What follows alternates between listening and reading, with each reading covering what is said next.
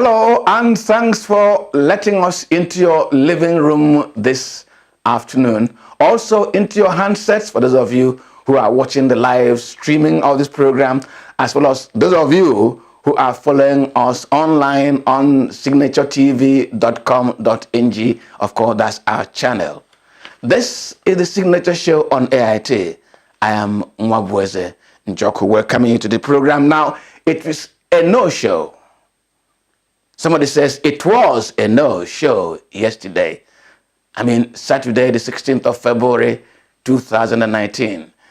After all Nigerians had been primed to go for the presidential and National Assembly elections, it did not hold. The Independent National Electoral Commission, behaving almost like a thief, sneaked into the wee hours of Friday and issued a statement postponing the election by 1 week. Now, why did I say acting almost like a thief? You know that at every stage of the preparation for these elections, the Independent National Electoral Commission had said that it was in perfect control of every element of the preparation. Now, I could say up until Friday morning, INEC was still saying that it was in perfect control of the situation. It appears that that was not complete disclosure, because we are getting to know now that some materials meant for some states were transported to faraway states. In other words, logistics confusion. And INEC discovered that it was not going to be possible to return those materials to the headquarters and then transport them to the legitimate states. So it did something, postponed elections by just 1 week. And people are already talking. The People's Democratic Party says it is a hands-in-glove deal between the APC and INEC to perfect the rigging machine of APC. That's talk. President Muhammadu Buhari himself, in the early hours of Saturday, had insisted that the elections would continue, because he said it was embarrassing that after INEC had assured every person, the local and international community, an election that has already suffered a lot of doubts was going to have a hammer on his head, on his credibility head, if it was postponed. But later on Saturday afternoon, the president issued a statement right from Daura. He signed that statement himself, saying that he was leaving Daura for Abuja to make sure that an all stakeholders meeting, which INEC had scheduled for 2 p.m. Saturday local time in Abuja, would go on successfully. Please, I want to say something. I want to repeat it. There could be certain innocent errors. So let's relate with INEC on this matter in good faith, believing that it wants to get things right. All right? So that meeting goes on, and we believe that the outcome will make the conduct of the election on the 23rd of February quite successful. Now, before that confusion, the campaign convoy of the Borno State Governor, Kashim Shettima, was attacked as he was campaigning in the Central Senatorial District of Borno State by some Boko Haram terrorists. And I want to agree with the governor that they do that to draw attention, to get some media attention. Of course, we're not going to give them that kind of attention in this program, so they can as well go to hell. Well, at least I should mind my language. Anyway. Now, the Supreme Court in the course of last week dashed the hopes of the All Progressive Congress to field candidates in both the Rivers and Zamfara state elections. It's a pity, a great pity. The president says, well, that he wishes the APC will find a way of still feeding candidates that resolve their problems. I do not know how they're going to successfully get about that. But the bigger development, which a number of us did not notice quite strongly in the course of the week, was a warrant of arrest issued by the Code of Conduct Tribunal to the Inspector General of Police and the Director of the DSS to apprehend the embattled and suspended Chief Justice of Nigeria, Walter Onohe, to appear before it, maybe in handcuffs, maybe in chains. Now, why am I saying so? Because some senior lawyers are saying that the case before the CCT and the matters raised therein is the same case before the National Judicial Council, which is a superior body, as it were, and that they could not immediately understand why the CCT is in such a haste to want to issue a warrant of arrest to drag the CJN or the suspended CJN when the National Judicial Council has given him 1 week to answer to some new petitions against him. As if there is a certain agenda which the CCT is in a hurry to implement. I'm not a lawyer, so I wouldn't maybe weigh in too professionally on that matter. We'll take a break here. Just stay with us. I'll tell you more.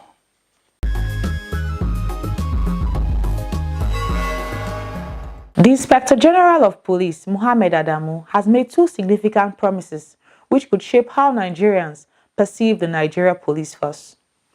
In his maiden interaction with senior officers of the force, Mohammed Adamu promised to return the primacy of the police in internal security and architecture of the nation.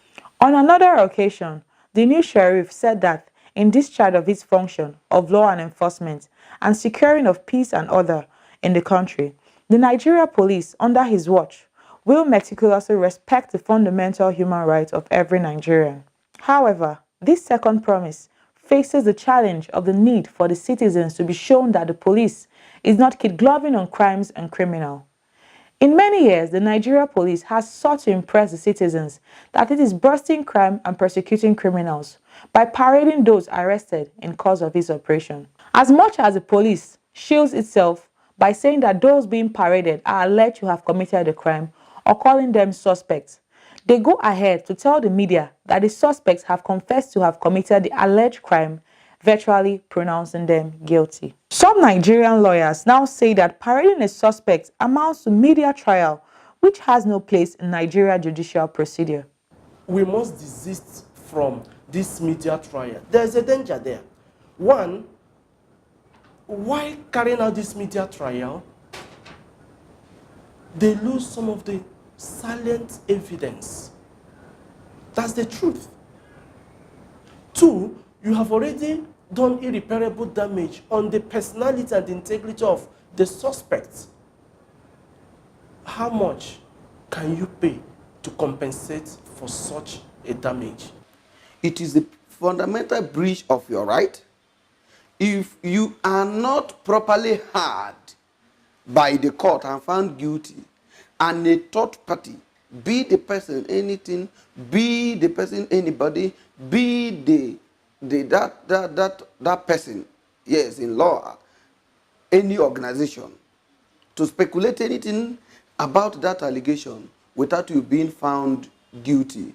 There is some measure of complicity between the media and the police. Now, if you give that kind of publicity to an individual who has been alleged to have committed certain crimes, and then you put it in the public domain or in the media, for example, you should also go to that extent in telling the whole world if that same person is found not to be guilty, if that person is found to be cleared by the courts. Such degree of reportage that was given to the allegations when the man was in handcuffs, when he was being paraded to have allegedly committed certain crimes, should also be given when he is found guilty or not guilty. The lawyers say that parading suspects is an abuse of fundamental human rights, of which being paraded the very opposite of the promise of the acting Inspector General of Police. The function of the police, is delimited to trying an offender. The function of the police is only to investigate and submit such an investigation report, then compile them and arraign the person. In the first place, police responsibility or duty under Police Act is to investigate and prosecute, not to declare anybody guilty or not guilty, which is why some of us are canvassing against this issue of media trial and parading of suspects. Mind you, at that point, they are suspects. However, Frank Tete says as much as the police has no right to pronounce any suspect guilty and therefore should exercise discretion in the matter of parading suspects, there is no right of privacy in matters of crime and criminal justice. So it is about the application of professional media ethics, not necessarily that of the part of the police in ensuring that right to privacy. There is no right to privacy when it's a matter of crime. Crime is a public matter, so I would hold the position that the police can parade suspects, but the media must exercise professional discretion in reporting such a parade. The dilemma, however, is that if any suspect is found not to be guilty after the police has paraded him, and the perception of guilt has been created in the mind of the public, how does the police reverse the damage inflicted in such a person?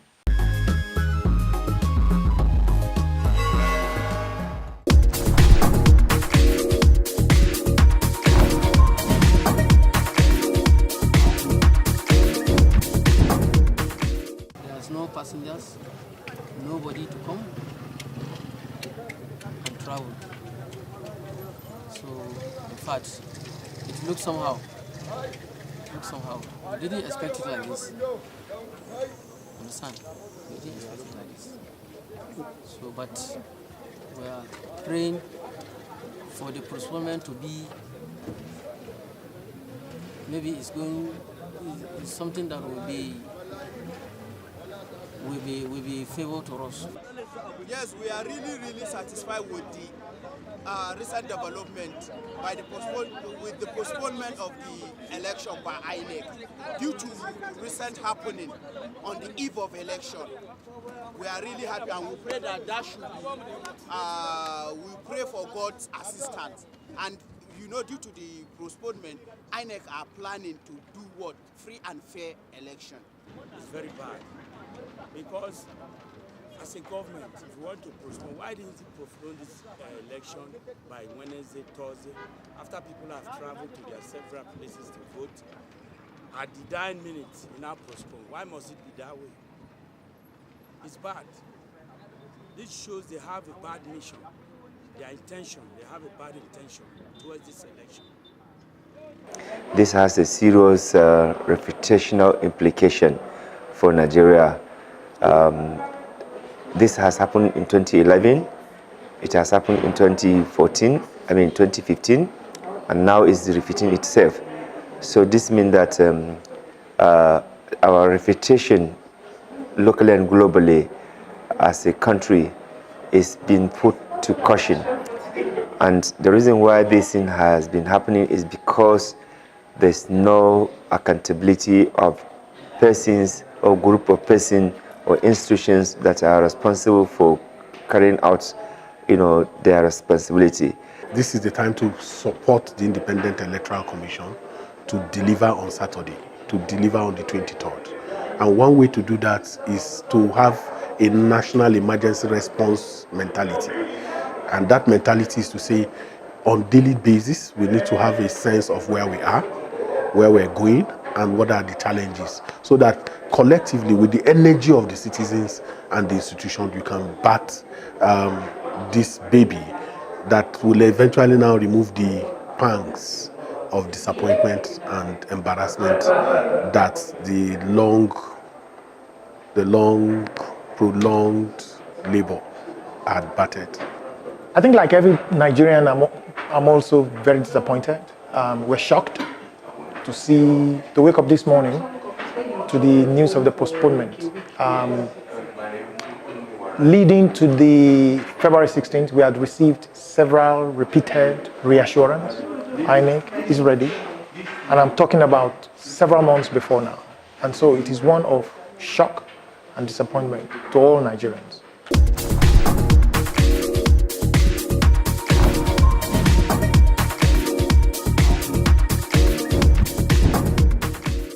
Flights within the country have been adversely affected by bad weather. For instance, 3 days ago, we were unable to deliver materials to some locations due to bad weather.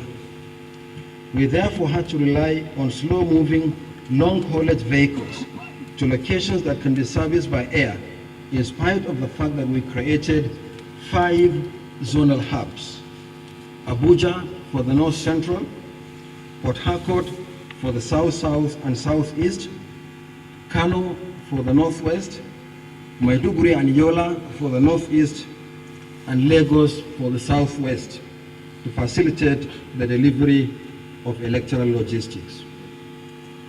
Apart from these logistical challenges, we also faced what may well be attempts to sabotage our preparations.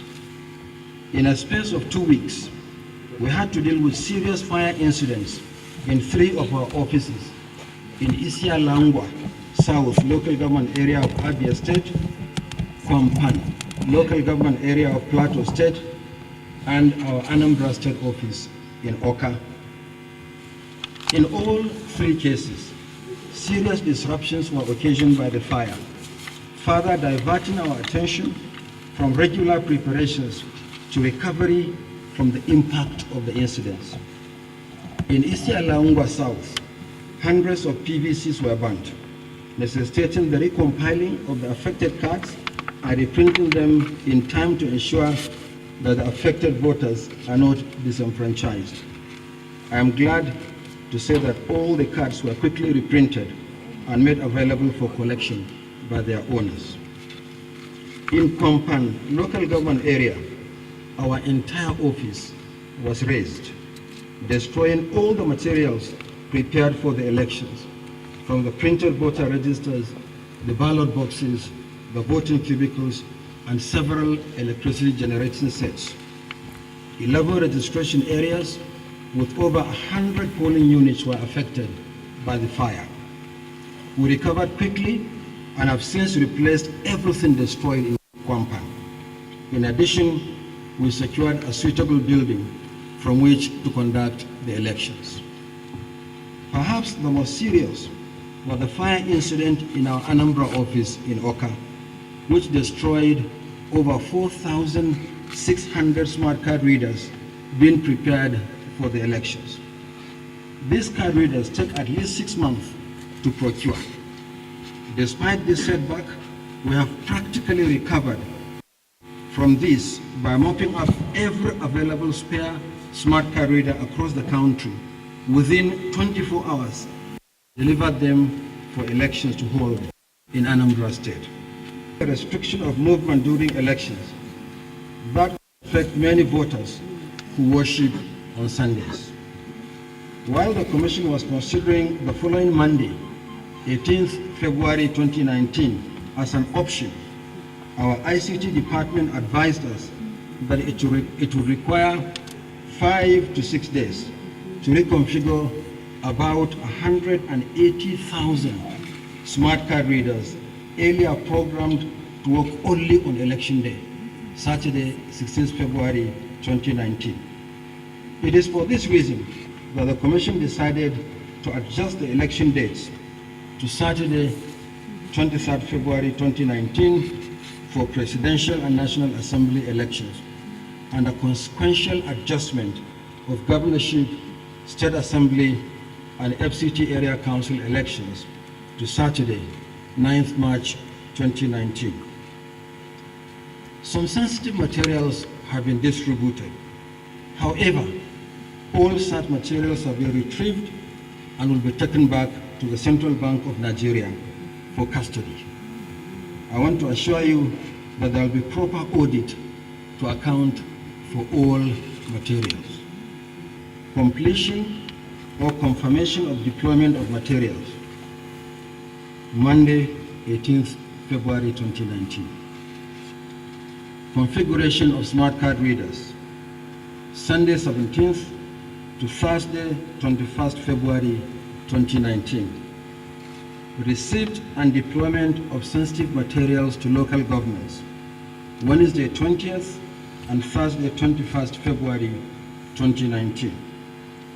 Refresher training for ad hoc staff, Thursday 21st February 2019.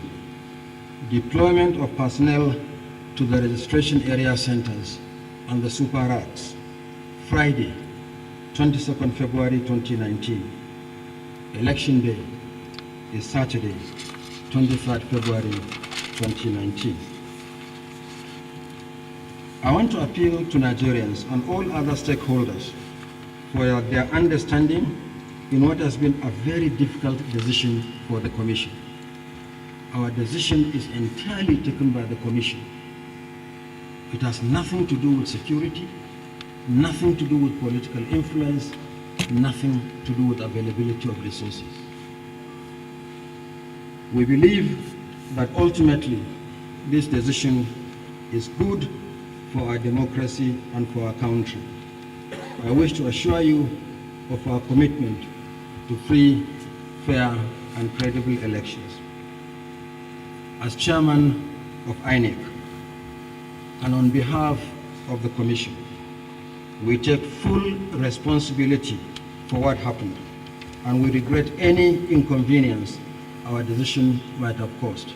In the last paragraph of my statement, I think I've done so without using exactly the same adjective that you used, but it amounts to the same thing. First and foremost, we are public officers accountable to the Nigerian people, and our first responsibility is the protection of the public interest, and we take that responsibility seriously. I said so on my behalf as chairman and on behalf of the commissioners.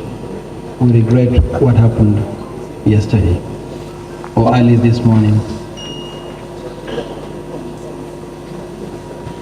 Will campaign resume? Campaigns closed at midnight on Thursday last week, and for the period that remains, campaigns will remain closed. All the other processes as provided for in the main timetable and schedule of activities will remain in force, including the collection of PVCs.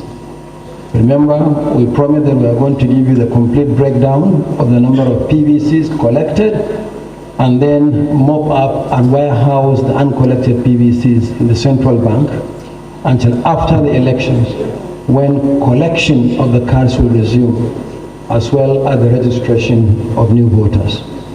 So for what remains is for us to take the 6 steps I outlined in my written statement so that we conclude these elections on Saturday. Chairman APC, why did the commission have to wait until 2 in the morning to make a statement? Until close to 2 in the morning, we were still confident that elections will hold. For 3 days, since Wednesday, many of the commissioners, including myself, have virtually been sleeping at the Abuja airport. We mobilized all national assets to ensure that we deliver what remains of electoral logistics to locations and to conduct the elections. But unfortunately, we couldn't continue with the elections the way elections are supposed to be conducted. And therefore, we took the bold decision of making the statement that we did.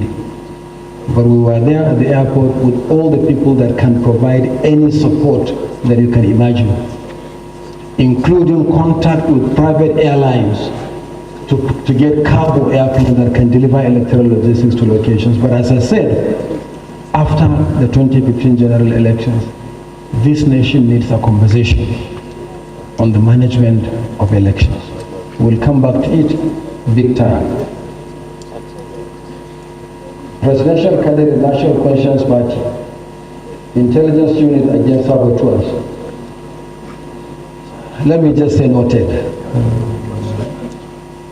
As I said in my speech, we'll come out clean if there is any such tampering with the materials. The sanctity of the process is important so too is the sanctity of the materials used for the election. And we are committed to protecting both the process and the material. Thank you, Claire. Christian from Arise, that we conducted mostly inconclusive governorship elections.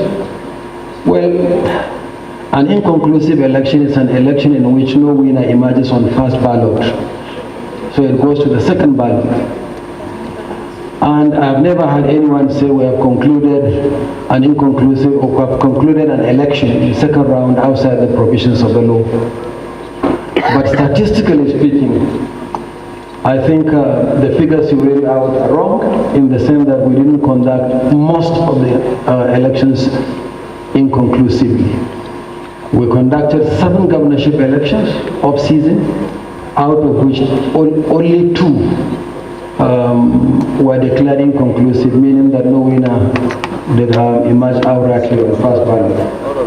But you recall that of the 7 elections we conducted, the 2 that were declared inconclusive were in Kogi and Bayelsa.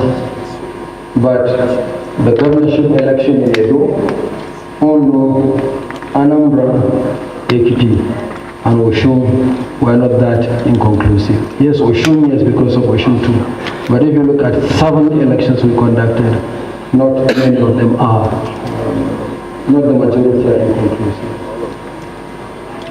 Danjuma, internal problem of INEC sabotage of process, staff and vendors genuine.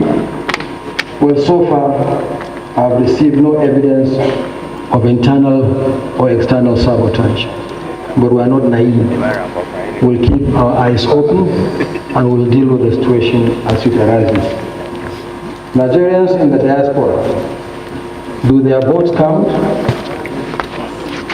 Are their votes valid? Every legitimate vote counts. Every legitimate vote counts. The only thing I can say is that it's commendable that Nigerians living outside the country, in spite of the absence of diaspora voting, still come back to the country and vote. I want to say that INEC is committed to diaspora voting. The constraint is the law. The law now says that you vote while you are registered and you cannot be registered outside the shores of the country. But we submitted a proposal to the National Assembly to allow for 2 categories of citizens to vote outside the country. Nigerian citizens in foreign service or military service overseas, like the diplomatic community, as well as those on military service overseas or any other legitimate service outside the country.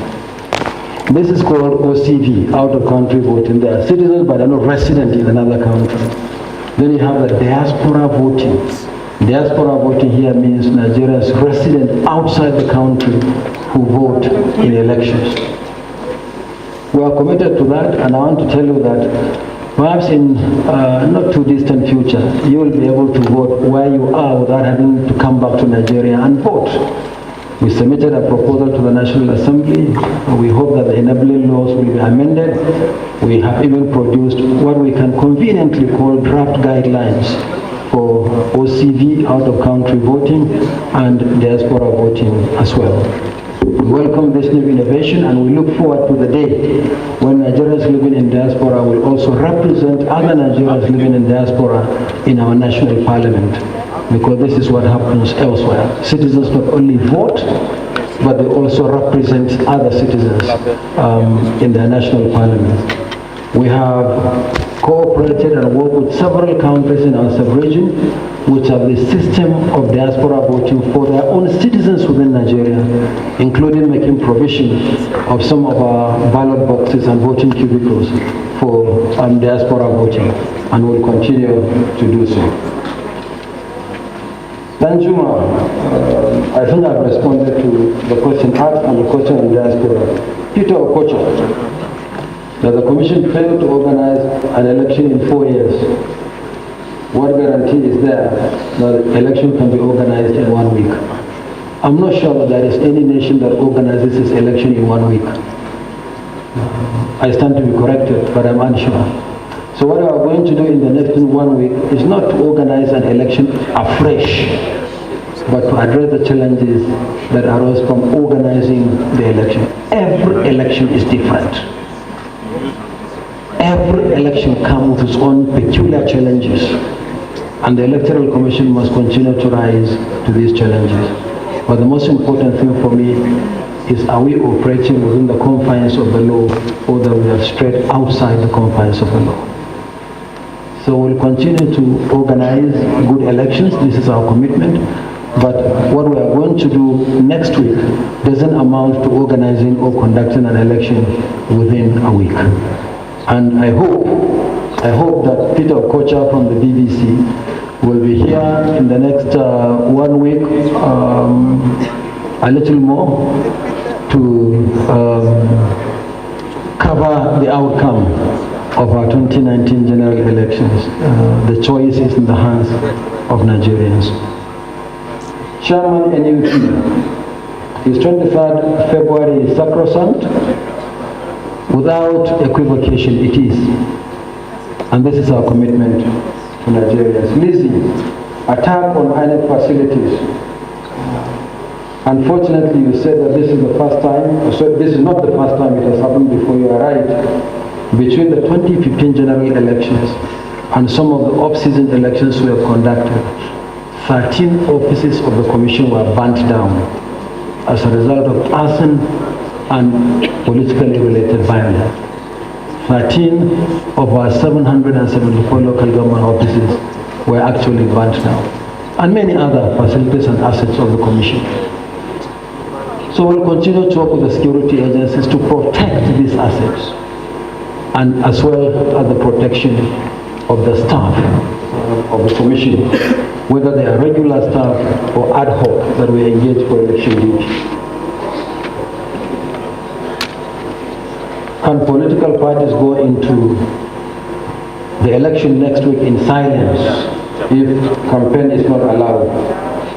My simple answer to this question is, and the person who asked the question should know as a politician, that no political actors are silent. Thank you. I also align myself with the views that the staggered election is no election. So it is better we have one election than staggered election. But I come to this event with a slightly different question, actually two questions.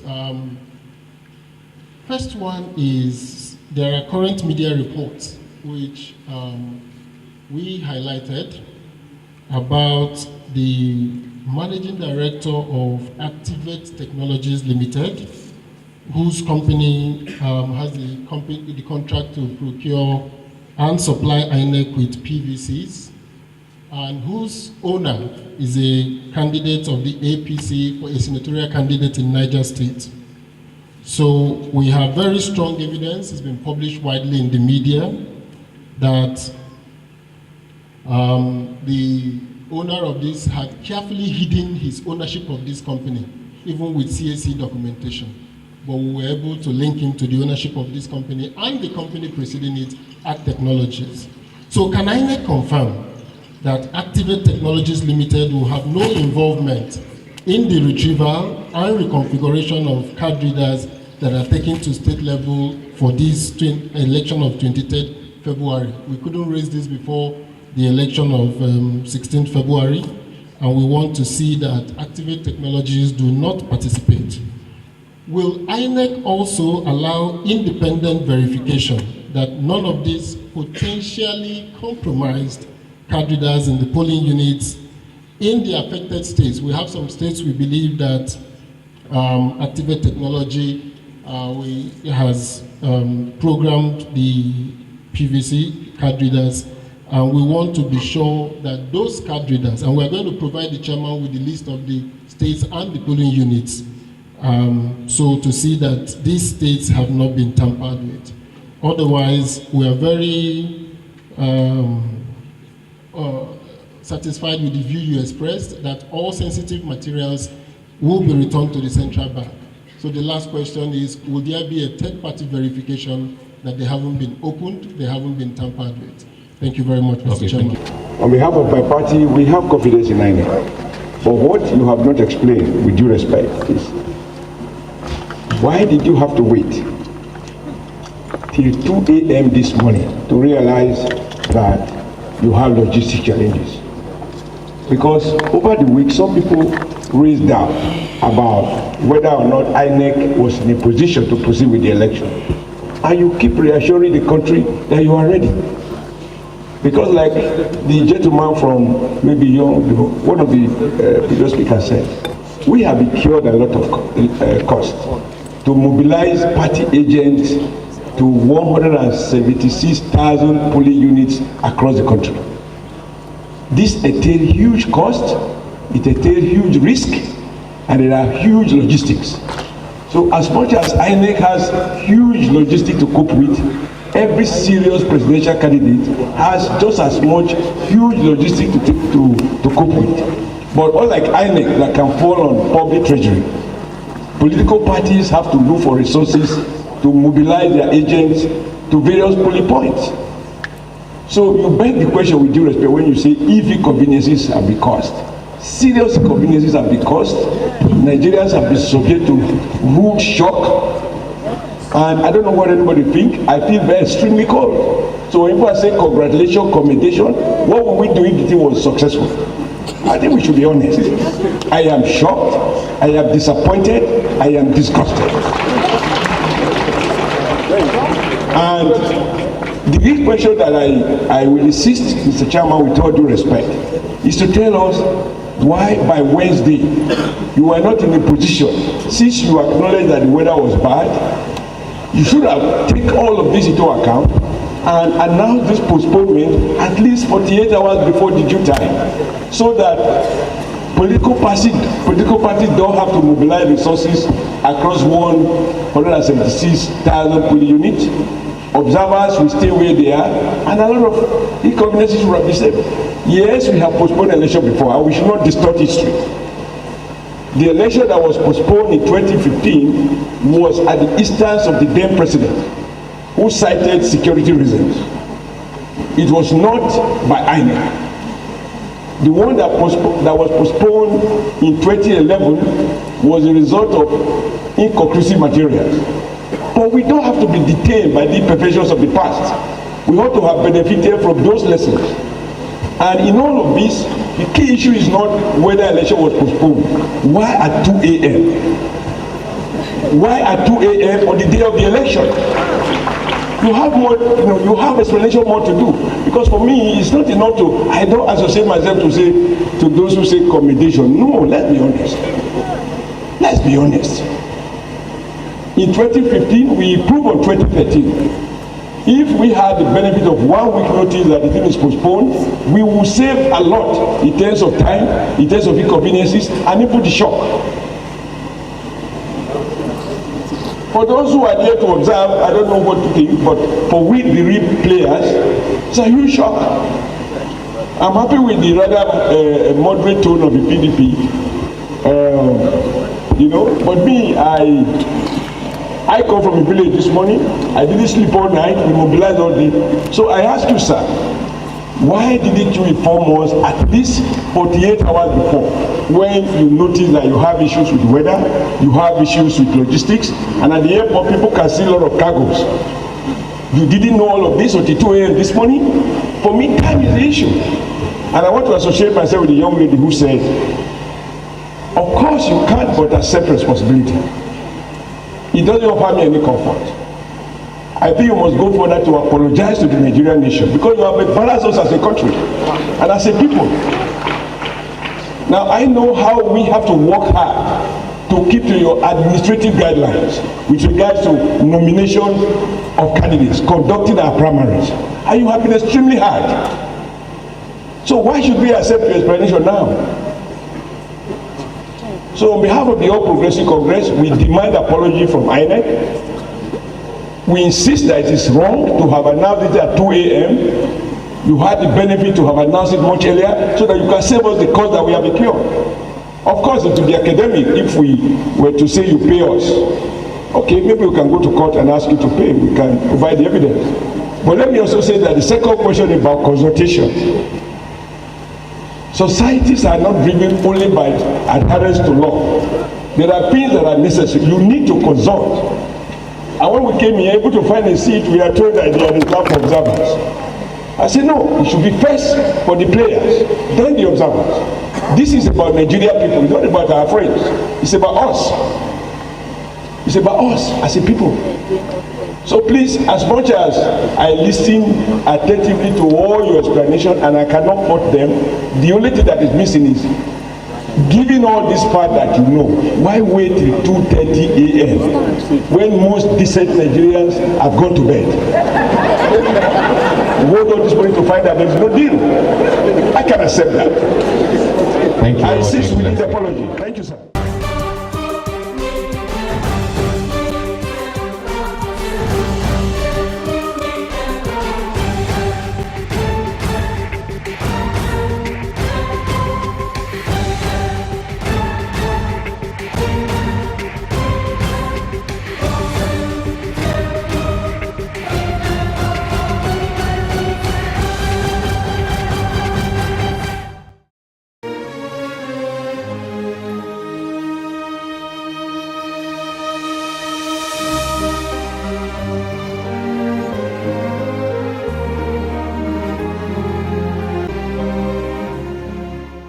Una well done. Oh. We don't carry come again for this program, Corruption Tori, for where we dey shine light put for different corruption issues where they happen for this country. My name na Ufoma Eguria say, una welcome.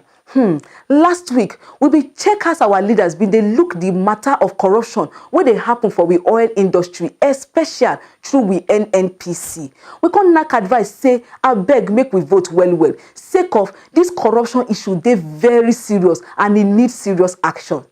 Now we come reason am say, it get plenty people we no even know what corruption be, wetin e cover, and how it they take affect us. So this Sunday, we go look as country people, they take the reason corruption. How una they see corruption? How you they look corruption? Wetin you they look say corruption be? Shey na until public officer go thief money for inside public account, na that time corruption don't happen. Our report today go check for answers from we country people. Check how they take the look this matter.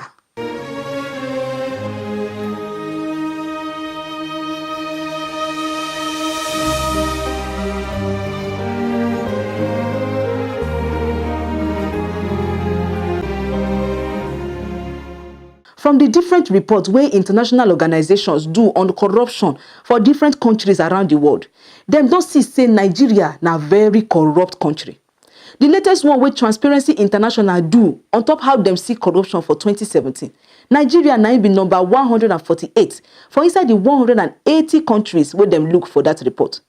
Many country people just they look this corruption we don't turn to serious problem. They block development for this country. Like say now only politicians where the thief money come up for with treasury now in the cost the corruption. But now only that won't be corruption. Corruption is multifaceted, although we make the mistake of reducing it to simply stealing naira and kobo. And I think you remember the uproar about a former president who talked about difference between corruption and stealing. Well, if you look deeply, you will know that corruption is not just about stealing alone. There will be issues about nepotism that is embedded in corruption, issues of denying people access to facilities or where they should occupy based on merit. And so it's even beyond legalism. There are some moral components of corruption.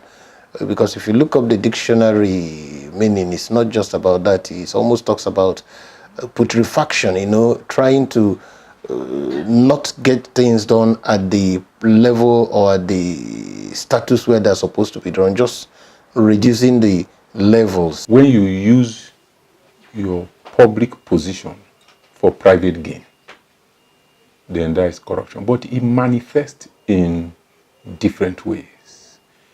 It could be financial corruption, when you use your position to take companies' resources or government resources, or it could be political corruption when you rig yourself into power, or it could be even nepotism when you use your office to benefit your family members, friends, and cronies. It's a cancer, but we've lived with it for so long. It's bad. It defeats everything from merits to all the lofty values a nation would have loved to live by. So cancer is really the cancer corruption is really bad for our society, our government, and everything that a nation that wants to be great will stand for. For the yarn wey dem dey talk since January 15, 1966, when we military first used by force collect government of this country, military don dey talk say na too much corruption na im make dem vex come take over chook hand for politics. For 1966, Major Kaduna Nzeogwu with im co-majors dem talk say na all these public officers, most especially the ministers, wey dey collect 10% of any contract money, na im join dey thief all the money for this country. For December 1983, Muhammadu Buhari, wey be Major General that time, talk say na election wey dem dey rig anyhow and thief of country money na im make am collect government by force from Alhaji Shehu Shagari, wey bin win election that time. The conduct of the 1983 elections dashed that hope, since as I said before on another occasion, that election could be anything but free and fair. The Nigerian people were therefore limbered with a government whose suspect massive victory at the polls lulled it into a state of complacency. The planless, downright incompetence and irresponsibility which characterized the previous 4 years continued. Gentlemen of the press, the Nigerian armed forces could not stand idly by while this country was drifting towards a dangerous state of political and economic collapse through the continued ineptitude and insensitiveness of a political leadership who were apparently unwilling to change. It had a duty to intervene to clean up the economic mess and set this country once again on the path of sanity. E clear say corruption for this country no be today problem, and all the government wey we don dey get, whether na military or na civilian, all of them dey point corruption as big problem wey dem just dey promise to fight, but e never still work as corruption still dey spread go everywhere, dey chop we country go. It doesn't make sense in Nigeria not to engage in corruption because there's really no sanction. What has happened in Nigeria is that there appears to be complete breakdown of values, and for many public officers, when they go to work, if work is good, is how much money they were able to make. And it wasn't helped by the system, because the system sort of began to heroize corrupt people. You see two people work in public service, one retire poor and the other retire rich as a result of corruption.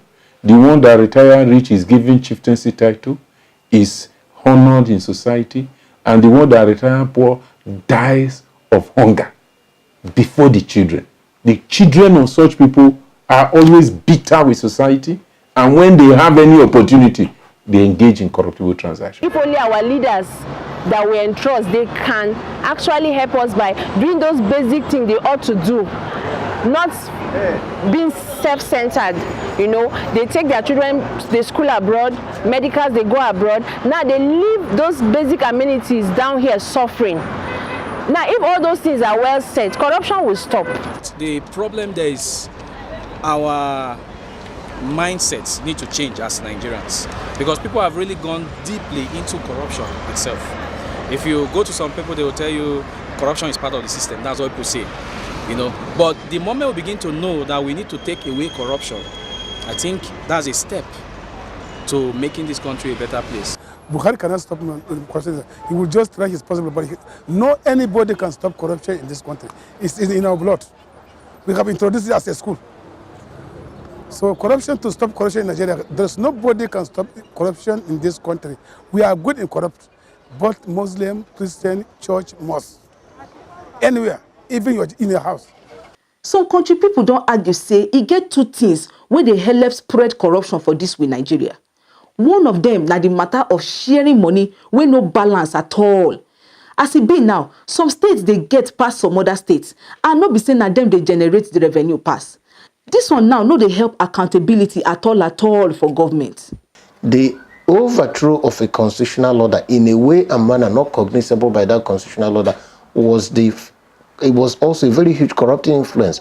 So laws were no longer made after a lot of debates in parliament. Somebody wakes up with little or no education or verifiable academic qualifications, he promulgates a decree which has immediate effect. And sometimes they want to play God by having it applied retroactively. And so there were no more the norms of discourse, the norms of consensus building, the norms of ensuring that everybody is carried along. In the lawmaking and governance scenario, it was just the head of state and the Supreme Military Council. Sometimes he doesn't need to consult them. A decree is enacted. And that arbitrariness came down to the state level, even in state creation, because during the regions, the only region that was created was the Midwest region, and there was a lot of give and take. But thereafter, everything became arbitrary. You could no longer question the head of state. You could no longer question the military governors. Questioning them was unlike committing treason, an offense for which you could be detained without any court being in a position to say that you've been wrongly detained. So they even made the federal military government supremacy of powers decree. So everything became arbitrary. The second thing where some country people talk say they cause corruption. Now we constitution where they talk say e open road for this quota system and federal character where they make people wey no merit position to they get them sake of the state where they come from. This one they reduce the role of merit for we national matter. I think one thing we must realize is that Nigeria is a heterogeneous society. And for every heterogeneous society, the best form of government is a federal system. And the federal system, most federal systems allow for the kind of federal character principle. The greatest problem is implementation of the federal character principle. First is that if you say that the federal character principle is that there should be no concentration of some positions in some parts of the country, then it does not stop you from looking for the best brains in each of those areas. That is number one. Number two, it does not stop you from having a minimum standard. So, because it doesn't make sense to me that for you to enter the same school, somebody from Delta State scores 200 and is not admitted, and somebody from another state scores 2 and it's admitted. It doesn't make sense. It doesn't make sense. So we need to look at the implementation and the abuse of the federal character principle rather than the underlying philosophical basis that brings forward the principle. It no matter at all which side country people dey on this matter of corruption. All of us shall agree say corruption no dey favor with development for this country. It dey very bad and it need to stop if we go move forward for Nigeria.